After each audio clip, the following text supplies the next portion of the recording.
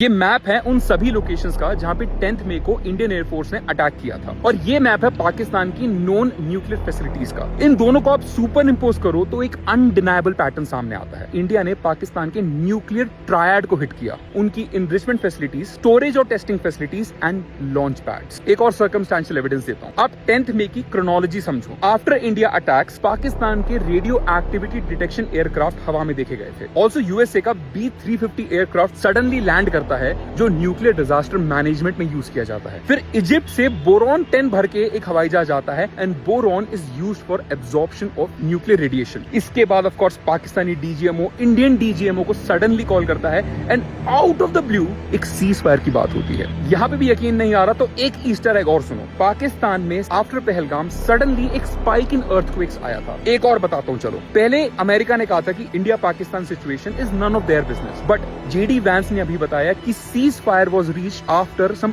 alarming intelligence was discovered. I am not a defense analyst, but अगर आप इन सारी dots को कनेक्ट करो तो दो ही कंक्लूजन आती हैं। एक, या तो ये सारे इंडिपेंडेंट इवेंट्स हैं, प्योरली कोइंसिडेंटल, जिनका आपस में कोई लेना देना नहीं, या दूसरा, Pakistan was carrying out secret underground nuclear tests, playing the ugly dance of nuclear deterrence, and India just called its bluff. These attacks were subtle Indian way of saying कि सुनो, we know and we are letting you know that we know. क्योंकि दो strikes काला चिट्टा और किराना hills पे थी, जिनके जस्ट एंट्रेंस पे हमारी मिसाइल्स गिरती हैं। A few meters here and there and India would have destroyed the rumored secret nuclear facilities of Pakistan, essentially making Pakistan a non-nuclear state. Behind closed door, India ने सारी evidences और बातें पूरी NATO को and China को बताई होगी, जिसके बाद सबने पाकिस्तान को कहा होगा वे पागल है क्या? बिकॉज ऑफ न्यूक्लियर वॉर, चाहे वो कोई भी स्टार्ट करे, would have been mad, mutually assured destruction. Nuclear winter से उसका इफेक्ट पूरी दुनिया पे आता, नॉट जस्ट टू नेशंस। सबने पाकिस्तान पे प्रेशर डालो कि अबे ओए